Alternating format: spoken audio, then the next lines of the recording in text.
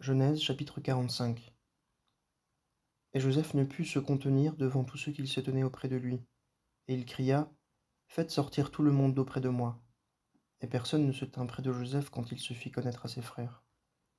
Et il laissa éclater sa voix en pleurs, et les Égyptiens l'entendirent, et la maison du Pharaon l'entendit. Et Joseph dit à ses frères, Je suis Joseph. Mon père vit-il encore? Et ses frères ne pouvaient lui répondre, car ils étaient troublés devant lui. Et Joseph dit à ses frères, Approchez-vous de moi. Et ils s'approchèrent. Et il dit, Je suis Joseph, votre frère, que vous avez vendu pour l'Égypte. Et maintenant, ne soyez pas attristés, et ne voyez pas d'un œil chagrin que vous m'avez vendu ici, car c'est pour la conservation de la vie que Dieu m'a envoyé devant vous. Car voici 2 ans que la famine est dans le pays, et il y a encore 5 ans, pendant lesquels il n'y aura ni labour ni moisson. Et Dieu m'a envoyé devant vous pour vous conserver de reste sur la terre, et pour vous conserver la vie par une grande délivrance. Et maintenant, ce n'est pas vous qui m'avez envoyé ici, mais c'est Dieu. Et il m'a établi père du Pharaon, et seigneur de toute sa maison, et gouverneur sur tout le pays d'Égypte. Hâtez-vous, et montez vers mon père, et vous lui direz, Ainsi dit ton fils Joseph, Dieu m'a établi seigneur de toute l'Égypte. Descends vers moi, ne t'arrête pas. Tu habiteras dans le pays de Goshen, et tu seras près de moi, toi et tes fils, et les fils de tes fils, et ton menu et ton gros bétail, et tout ce qui est à toi. Et je t'y entretiendrai, car il y a encore 5 années de famine, de peur que tu ne sois réduit à la misère, toi et ta maison, et tout ce qui est à toi. Et voici, vos yeux et les yeux de Benjamin, mon frère, voient que c'est ma bouche qui vous parle. Et vous raconterez à mon père toute ma gloire en Égypte, et tout ce que vous avez vu. Et vous vous hâterez, et vous ferez descendre ici mon père. Et il se jeta au cou de Benjamin, son frère, et pleura. Et Benjamin pleura sur son cou. Et il baisa tous ses frères, et pleura sur eux. Et après cela, ses frères parlèrent avec lui. Et la rumeur en arrivait dans la maison du Pharaon, disant, Les frères de Joseph sont venus. Et cela fut bon aux yeux du Pharaon et aux yeux de ses serviteurs. Et le Pharaon dit à Joseph, Dis à tes frères, Faites ceci, chargez vos bêtes, et allez entrer au pays de Canaan. Et prenez votre père et vos familles, et venez vers moi, et je vous donnerai ce qu'il y a de meilleur au pays d'Égypte, et vous mangerez la graisse du pays. Et à toi il t'est ordonné, Faites ceci, prenez du pays d'Égypte des chariots pour vos petits-enfants et pour vos femmes, et faites-y monter votre père, et venez. Que vos yeux ne regrettent pas vos meubles, car le meilleur de tout le pays d'Égypte sera à vous. Et les fils d'Israël firent ainsi. Et Joseph leur donna des chariots, selon le commandement du Pharaon, et il leur donna des provisions pour le chemin. Il donna à chacun de tous des vêtements de rechange, et à Benjamin il donna 300 pièces d'argent, et 5 vêtements de rechange. Et à son père il envoya ceci, 10 ânes chargés de ce qu'il y avait de meilleur en Égypte, et 10 ânesses chargées de blé et de pain et de vivres pour son père, pour le chemin. Et il envoya ses frères, et ils s'en allèrent. Et il leur dit, Ne vous querellez pas en chemin. Et ils montèrent de l'Égypte, et vinrent au pays de Canaan, vers Jacob leur père, et ils lui rapportèrent, disant, Joseph vit encore, et même c'est lui qui gouverne tout le pays d'Égypte. Mais son cœur resta froid, car il ne les crut pas. Et ils lui dirent toutes les paroles de Joseph, qu'il leur avait dites, et il vit les chariots que Joseph avait envoyés pour le transporter, et l'esprit de Jacob leur père se ranima. Et Israël dit, C'est assez. Joseph mon fils vit encore. J'irai, et je le verrai avant que je meure. Évangile selon Marc, chapitre 15. Et aussitôt, au matin, les principaux sacrificateurs avec les anciens et les scribes et tout le Sanhédrin, ayant tenu conseil, lièrent Jésus et l'emmenèrent et le livrèrent à Pilate. Et Pilate l'interrogea, Toi, tu es le roi des Juifs? Et en répondant, il lui dit, Tu le dis. Et les principaux sacrificateurs l'accusaient de beaucoup de choses. Et Pilate l'interrogea encore, disant, Ne réponds-tu rien? Vois de combien de choses il porte témoignage contre toi. Mais encore Jésus ne répondit rien, de sorte que Pilate s'en étonnait. Or, il leur relâchait à la fête un prisonnier, lequel ce fut qu'ils demandassent. Et il y avait le nommé Barabbas qui était détenu avec ses compagnons de sédition, lesquels, dans la sédition, avaient commis un meurtre. Et la foule, poussant des cris, se mit à lui demander de faire comme il leur avait toujours fait. Et Pilate leur répondit, disant: Voulez-vous que je vous relâche le roi des Juifs? Car il savait que les principaux sacrificateurs l'avaient livré par envie.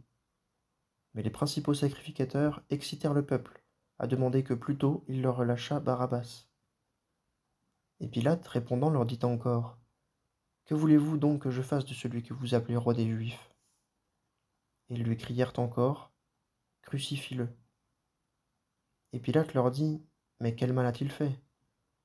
Et ils s'écrièrent encore plus fort: Crucifie-le. Et Pilate, voulant contenter la foule, leur relâcha Barabbas, et ayant fait fouetter Jésus, il le livra pour être crucifié. Et les soldats l'emmenèrent dans la cour, qui est le prétoire, et ils assemblent toute la cohorte. Et ils le revêtent de pourpre, et ayant tressé une couronne d'épines, ils la lui mettent autour de la tête. Et ils se mirent à le saluer, disant: Salut, roi des Juifs. Et ils lui frappaient la tête avec un roseau, et crachaient contre lui, et se mettant à genoux, ils lui rendaient hommage. Et après qu'ils se furent moqués de lui, ils le dépouillèrent de la pourpre et le revêtirent de ses propres vêtements, et ils l'emmenèrent dehors pour le crucifier. Et ils contraignent un homme, Simon, Cyrénéen, père d'Alexandre et de Rufus, qui passait par là, venant des champs, de porter sa croix. Et ils le mènent au lieu appelé Golgotha, ce qui, interprété, est lieu du crâne. Et ils lui donnèrent à boire du vin mixtionné de myrrhe, mais il ne le prit pas. Et l'ayant crucifié, ils partagèrent ses vêtements, en tirant au sort pour savoir ce que chacun en prendrait. Et c'était la 3e heure, et ils le crucifièrent. Et l'écriteau concernant le sujet de son accusation portait écrit: Le roi des Juifs. Et avec lui ils crucifièrent 2 brigands, un à sa droite et un à sa gauche. Et l'écriture fut accomplie qui dit: Et il a été compté parmi les iniques. Et ceux qui passaient par là, l'injuriant, hochant la tête et disant: Hé, toi qui détruis le temple et qui le bâtis en 3 jours, sauve-toi toi-même et descends de la croix. Pareillement aussi, les principaux sacrificateurs, se moquant entre eux avec les scribes, disaient: Il a sauvé les autres, et il ne peut se sauver lui-même. Que le Christ, le roi d'Israël, descende maintenant de la croix, afin que nous voyions et que nous croyions. Ceux aussi qui étaient crucifiés avec lui l'insultaient. Et quand la 6e heure fut venue, il y eut des ténèbres sur tout le pays jusqu'à la 9e heure. Et à la 9e heure, Jésus s'écria d'une forte voix, disant: Eloi, Eloi, lama sabachthani. Ce qui interprété est: Mon Dieu, pourquoi m'as-tu abandonné? Quelques-uns de ceux qui étaient là présents, ayant entendu cela, disaient: Voici, il appelle Élie. Et l'un d'eux courut, et ayant rempli une éponge de vinaigre et l'ayant mise au bout d'un roseau, il lui donna à boire, disant: Laissez, voyons si Élie vient pour le faire descendre. Et Jésus, ayant jeté un grand cri, expira. Et le voile du temple déchira en deux, depuis le haut jusqu'en bas. Et le centurion qui était là vis-à-vis de lui, voyant qu'il avait expiré en criant ainsi, dit: Certainement, cet homme était fils de Dieu. Et il y avait aussi des femmes qui regardaient de loin, entre lesquelles étaient aussi Marie de Magdala, et Marie la mère de Jacques le mineur et de José, et Salomé, qui lorsqu'il était en Galilée l'avait suivi et l'avait servi, et plusieurs autres qui étaient montés avec lui à Jérusalem. Et le soir étant venu, puisque c'était la préparation, ce qui est le jour qui précède un Shabbat, Joseph, qui était d'Arimathée, conseiller honorable, qui aussi lui-même attendait le royaume de Dieu, vint et prit sur lui d'entrer auprès de Pilate, et lui demanda le corps de Jésus. Et Pilate s'étonna, ayant peine à croire qu'il fût déjà mort, et ayant appelé le centurion, il lui demanda s'il y avait longtemps qu'il était mort. Et Joseph, ayant acheté un linceul, le descendit, mais l'enveloppa du linceul, et le mit dans un sépulcre qui était taillé dans le roc, et roula une pierre contre la porte du sépulcre. Et Marie de Magdala et Marie la mère de José regardaient où on le mettait. Job, chapitre 11. Et Tsophar, le Namatite, répondit et dit: La multitude des paroles ne recevrait-elle pas de réponse, et un grand parleur serait-il justifié? Tes mensonges doivent-ils faire taire les gens? Te moqueras-tu sans que personne te fasse honte? Car tu as dit: Ma doctrine est pure, et je suis sans tache à tes yeux. Oh, qu'il plût à Dieu de parler et d'ouvrir ses lèvres contre toi, et de te raconter les secrets de la sagesse, comment ils sont le double de ce qu'on réalise. Et sache que Dieu laisse dans l'oubli beaucoup de ton iniquité. Peux-tu, en sondant, découvrir ce qui est en Dieu, ou découvriras-tu parfaitement le Tout-Puissant? Ce sont les hauteurs des cieux. Que feras-tu? C'est plus profond que le shéol. Qu'en sauras-tu? Plus longue que la terre et sa mesure, plus large que la mer. S'il passe et enferme et fait comparaître, qui donc le détournera? Car il connaît, lui, les hommes vains, et il voit l'iniquité sans que l'homme s'en aperçoive. Et l'homme stupide s'enhardit, quoique l'homme naisse comme le poulain de l'âne sauvage. Si tu prépares ton cœur et que tu étendes tes mains vers lui, si tu éloignes l'iniquité qui est dans ta main, et que tu ne laisses pas l'injustice demeurer dans tes tentes, alors tu lèveras ta face sans tache, tu seras ferme et tu ne craindras pas. Car tu oublieras ta misère, tu t'en souviendras comme des eaux écoulées, ta vie se lèvera plus claire que le plein midi. Si tu étais couvert de ténèbres, tu seras comme le matin. Et tu auras de la confiance, parce qu'il y aura de l'espoir. Tu examineras tout, et tu dormiras en sûreté. Tu te coucheras, et il n'y aura personne pour te faire peur, et beaucoup rechercheront ta faveur. Mais les yeux des méchants seront consumés, et tout refuge périra pour eux, et leur espoir sera d'expirer. Épître aux Romains chapitre 15. Or nous devons, nous les forts, porter les infirmités des faibles, et non pas nous plaire à nous-mêmes. Que chacun de nous cherche à plaire à son prochain, en vue du bien, pour l'édification. Aussi le Christ n'a point cherché à plaire à lui-même, mais selon qu'il est écrit, les outrages de ceux qui t'outragent sont tombés sur moi. Car toutes choses qui ont été écrites auparavant ont été écrites pour notre instruction, afin que par la patience et par la consolation des Écritures, nous ayons l'espérance.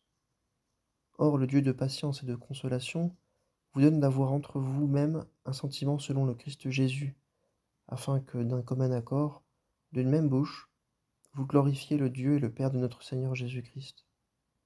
C'est pourquoi recevez-vous les uns les autres, comme aussi le Christ vous a reçus, à la gloire de Dieu. Car je dis que Jésus-Christ a été serviteur de la circoncision, pour la vérité de Dieu, pour la confirmation des promesses faites au Père, pour que les nations glorifiassent Dieu pour la miséricorde, selon qu'il est écrit, c'est pourquoi je te célébrerai parmi les nations, et je psalmodierai à ton nom. Et encore, il dit, Nations, réjouissez-vous avec son peuple. Et encore, louez le Seigneur, vous toutes les nations, et que tous les peuples le célèbrent. Et encore, Ésaïe dit, il y aura la racine de Jessé, et il y en aura un qui s'élèvera pour gouverner les nations. C'est en lui que les nations espéreront. Or, que le Dieu d'espérance vous remplisse de toute joie et paix en croyant, pour que vous abondiez en espérance par la puissance de l'Esprit Saint.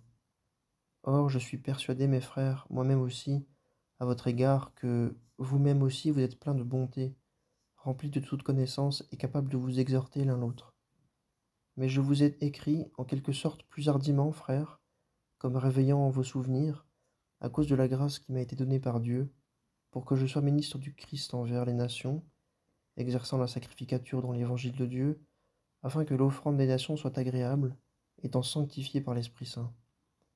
J'ai donc de quoi me glorifier dans le Christ Jésus, dans les choses qui concernent Dieu, car je n'oserais rien dire que Christ n'ait accompli par moi pour l'obéissance des nations, par la parole et par l'œuvre, par la puissance de miracles et de prodiges, par la puissance de l'Esprit de Dieu, de sorte que depuis Jérusalem et tout alentour jusqu'en Illyrie, j'ai pleinement annoncé l'évangile de Christ.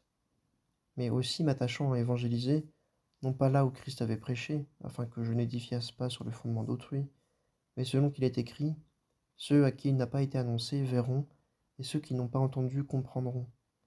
C'est pourquoi aussi j'ai été souvent empêché d'aller vers vous.